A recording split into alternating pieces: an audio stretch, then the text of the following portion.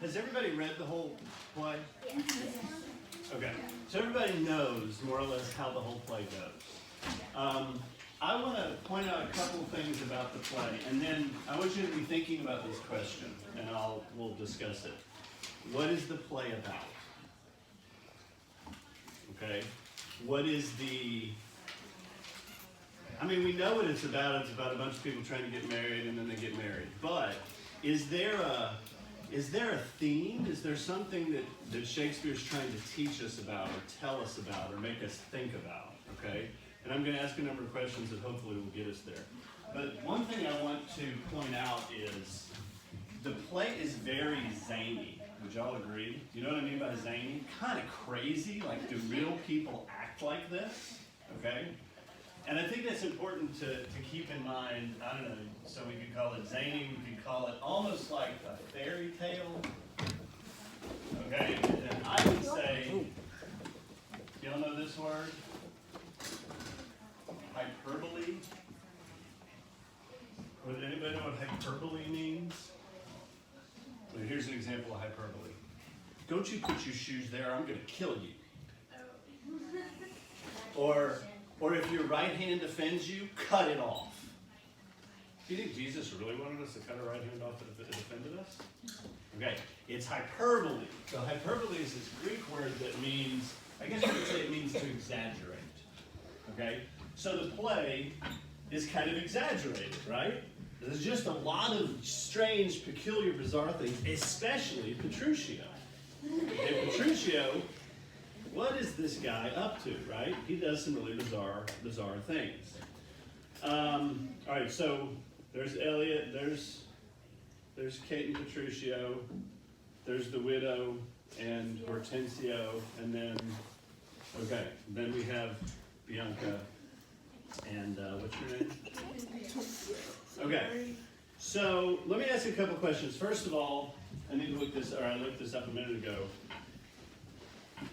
I want you to think about this. I don't know that there's a right answer, but here's a question. Why do you think Kate is the way she is? Catherine, let's call her away. Why do you think Catherine is the way she is? Why do you think she's so nasty? Because everybody likes Bianca and nobody likes her. Okay, what do y'all think? You think that's true? I think that's true. Now, let me say something. Is it okay to be like she is? No. But I think it's important to understand that she's the way she is because she's not the favorite. Okay? Now, by the way, just so you know, that's a shrew. It's so cute. What? It's super cute. That's what you are, Sadie. Oh, it's so adorable. It's actually, yeah. Okay. Yeah, it's kind of like a mouse with a long, sort of trunk-like, elephant-like Possum nose. and a rat. Yeah, really bizarre. Okay, so first, so everybody think about it. Why is she the way she is? Because she's not the favorite. Okay? Now, does that remind anybody of anything in the Bible? Oh. Okay. Maybe, but I'm thinking two women. Oh, I was going to say Joseph. It would work with Joseph. What? With Joseph, how does it work out, him being the favorite? How does that work out for Joseph? Do the brothers like that? No, they said sell him into slavery. Okay? So when there's a favorite, it really bothers people. But can anybody... Talking about the one where Jesus talking to the two and then talking to one while the other one cleaning and getting dinner ready? No, but there might be some stuff there. How about Leah Yes, that was her name. and Rachel? Okay? There's a favorite. I mean, it's very much like this story, right? And if you pay attention to that story, their whole life, it's kind of sad. The sisters, right? They're both married, and they're very competitive, and how would you like to be Rachel? You know, your younger sister got picked over you. You're not married because you're loved. It's kind of a tough story. All right. So I think there's a little bit behind that. So I think it's important for Catherine to know she's got some bitterness. She shouldn't be the way she is, but it's important for you to appreciate why she is the way she is. And by the way, her dad favors Bianca, right? Okay, so the dad makes a mistake. Just like, it seems to me like Jacob favors Joseph and that leads to a whole lot of problems.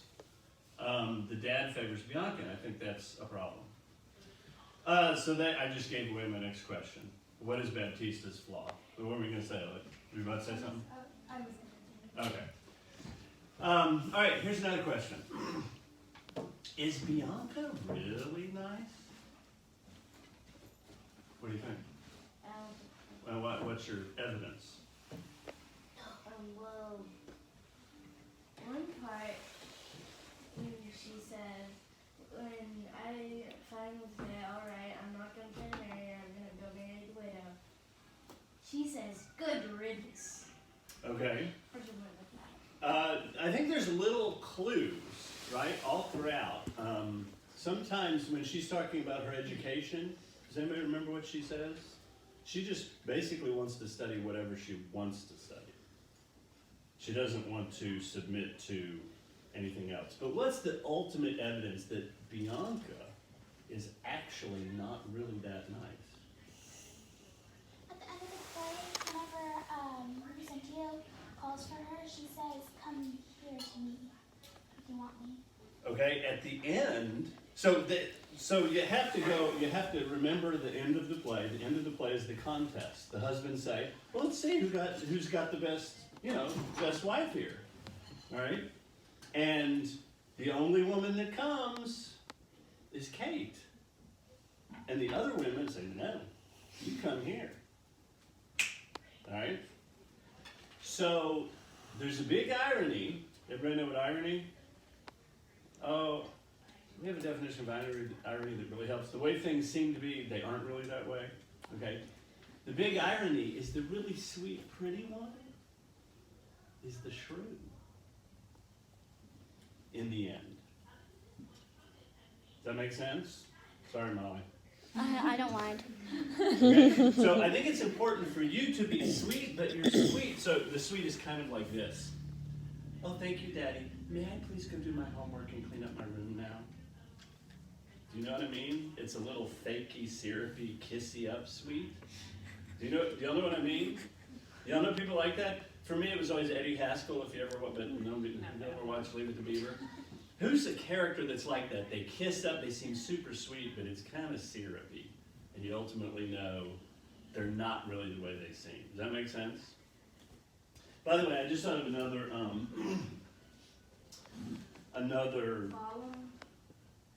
no. I just thought of another illustration. You remember the parable that Jesus says there's two brothers? And he says to the one brother, go work in the field. Well, he says to both of them, I want you to go work in the field. And one brother says, no.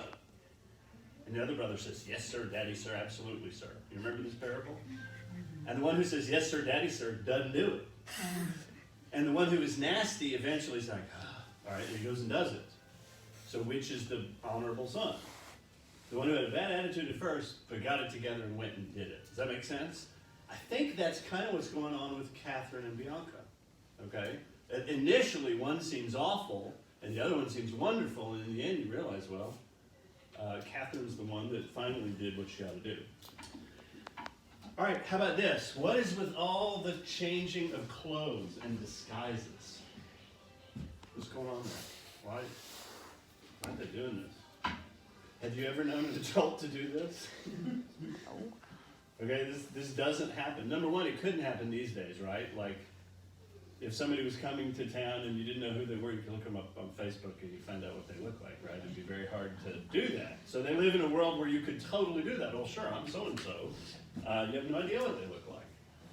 But any thoughts on what they're up to? Why all this disguise? Anybody?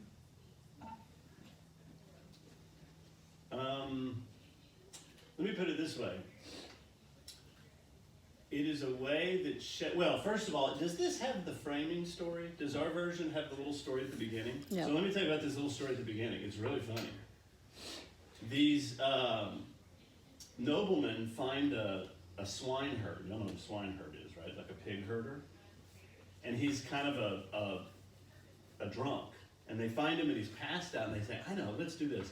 Let's put him in really nice clothes, put rings on his finger, put him in a bed, and when he wakes up, convince him that he's really a noble lord.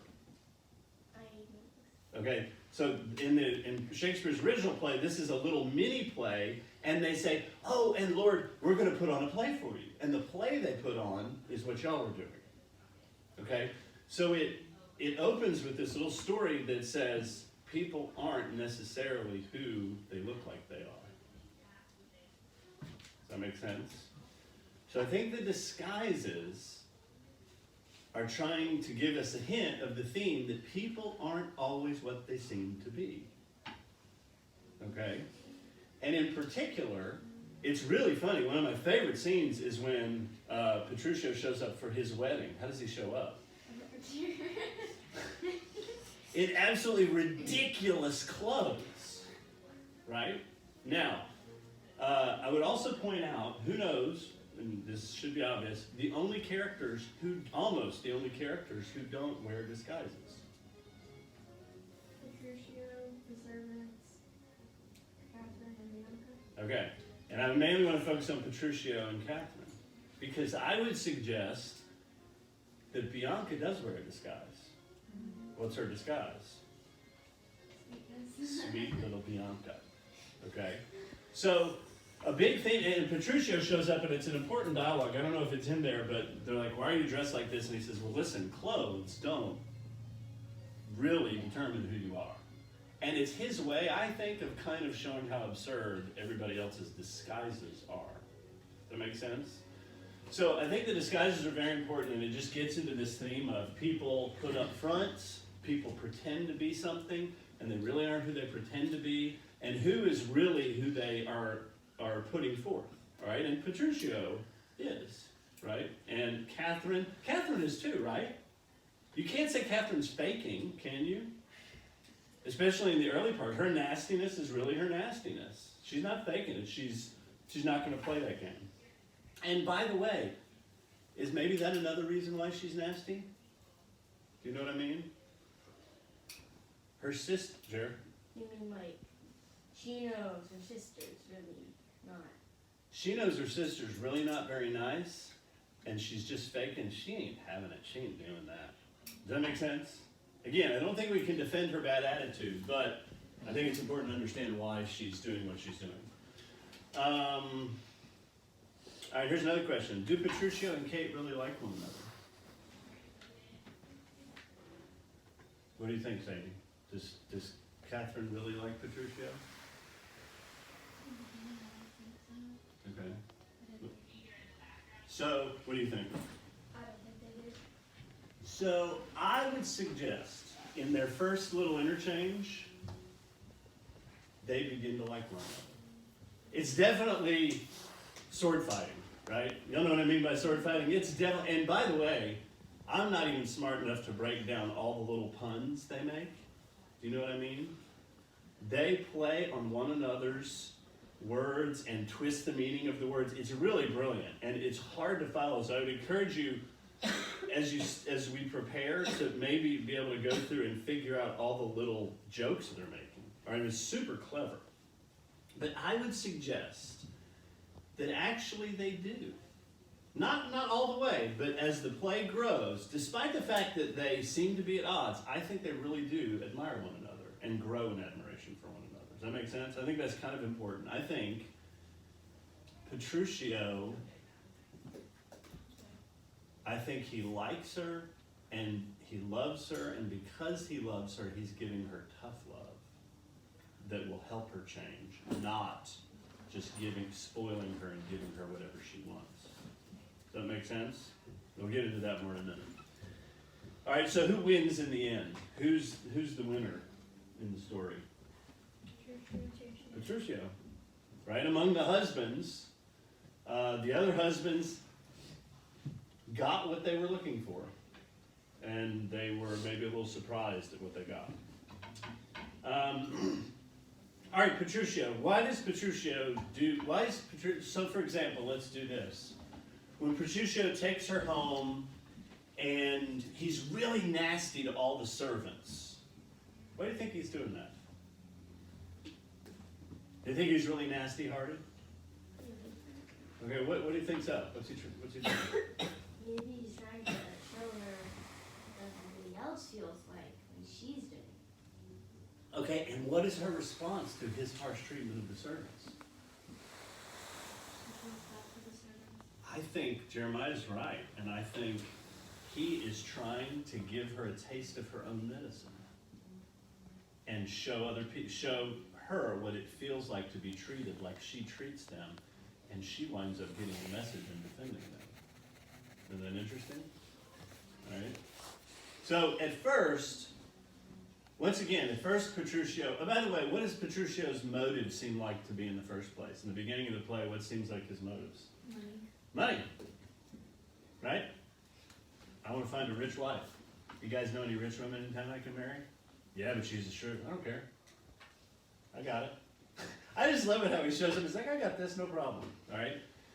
Do you think he's actually as shallow as he seems to begin with? By the end, do you think he's as shallow as just... I think he really likes Kate, and he really wants to help her be the kind of woman she ought to be. And yes, he's marrying in some sense for money, but ultimately I think he really likes her. So I think it's important to note that Petruchio, at first it seems like Petruchio is shallow and just as nasty as Kate.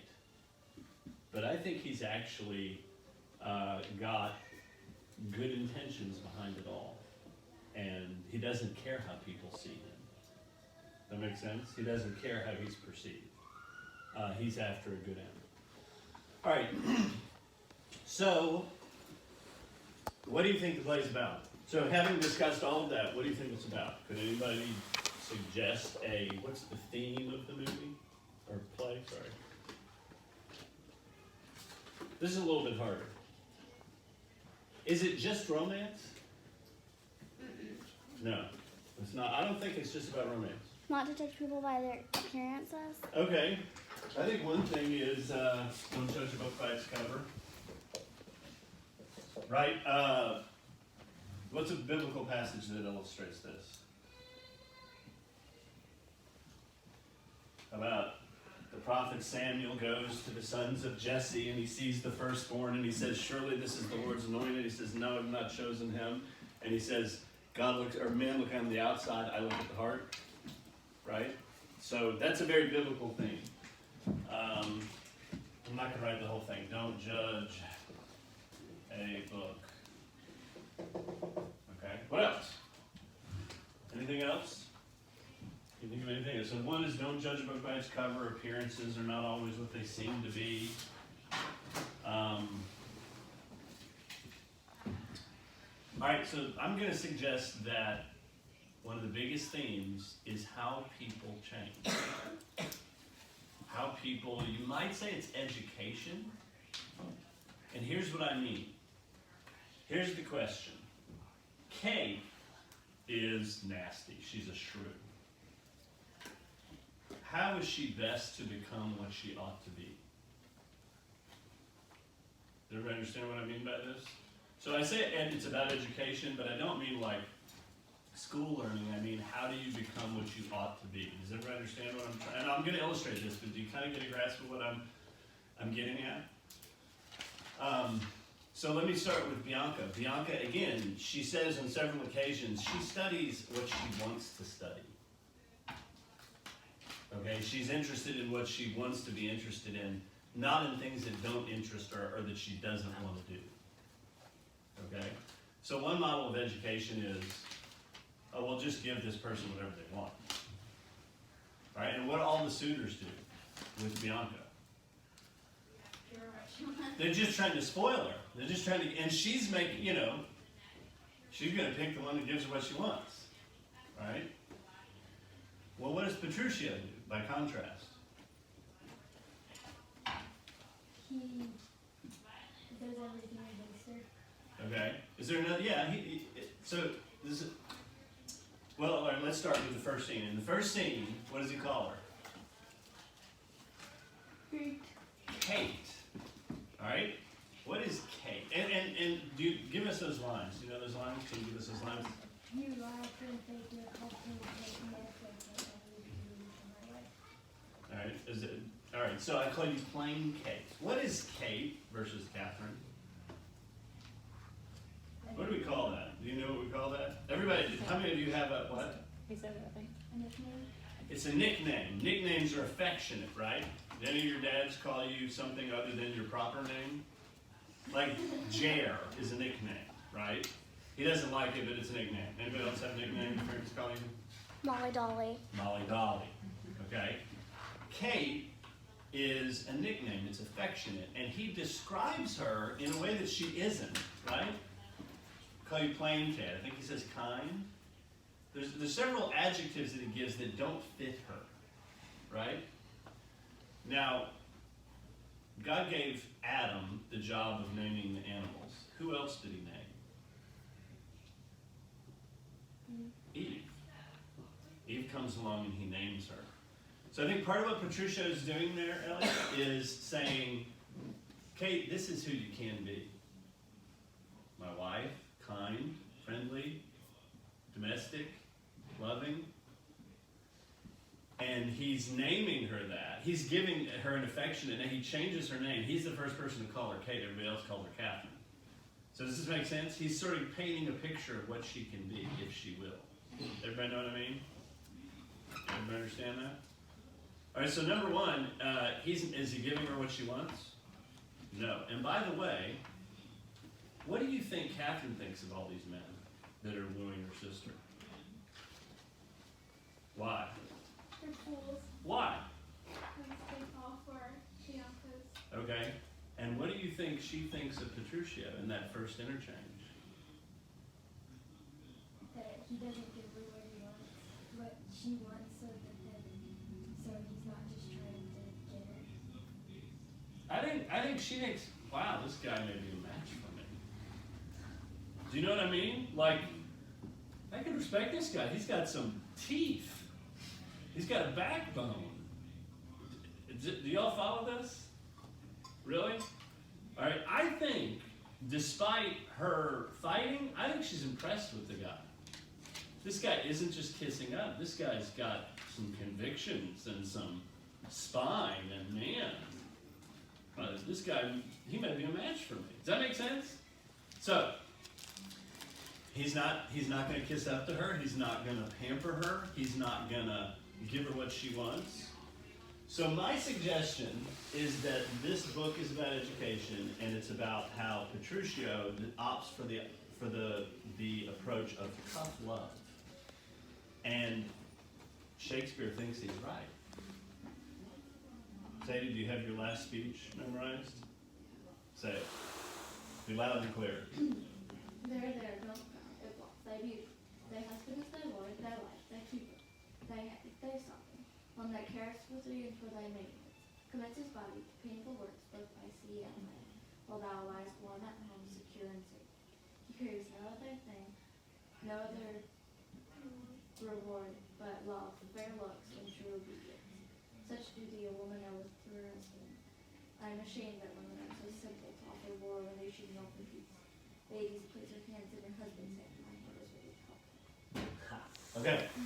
So most of what she says is straight from the Bible. Right? Now, I want y'all to know, what do you think most women think of this play today? Anybody know? That's, they don't like it. Most feminists hate this play. They say it is a woman-hating play. Okay? But I think this is very important. Petruchio does not hate Kate. She wants her to be the kind of woman he knows she should be. And she knows she should be. And he is not going to kiss up to her to try to get her to do it. He's going to operate with conviction and operate with tough love. Jared? She actually kind of likes him. She was sad when he didn't show up. Yes. Yeah. Again, I think she's like, wow, this guy's no fool. He's not just bringing flowers and candy and whatever I happen to want and catering to my tantrums. He's not going to put up with them. And I respect that. All right, does that make sense? So, remember, it's zany and fairy tale-ish and hyperbolic. So, it's not necessarily that a husband should, do the ridiculous things he does, but he's not catering to bad moods. He's going to do the loving thing. And I think this is very much what Jesus does with the church and with his people. Okay, there's a place in the prophets, I need to find it, where it says that God wooed his bride. What does woo mean? Woo. Pitch and woo. Y'all ever heard that old expression? You know that expression? Pitch and woo is an old expression for wooing a girl. Does woo mean impressed? What's that? Yeah, it's to try to win. Okay, to try to win a woman's heart for marriage. Alright? So God says that he wooed Israel in the wilderness. What had happened to Israel in the wilderness? They walked around. Okay, they walked around. Was it comfortable? Did they have the finest things to eat? Did they face a lot of difficulties? What kind of wooing is that?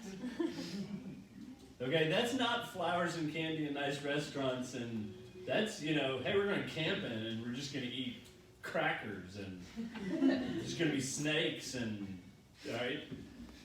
I think that's a picture. So I kind of think Shakespeare's painting Petruchio is almost like a Christ-like figure wooing his bride and calling her to become what she ought to become. Does that make sense? And it's also a judgment on the approach of, just pamper and give whatever she wants and give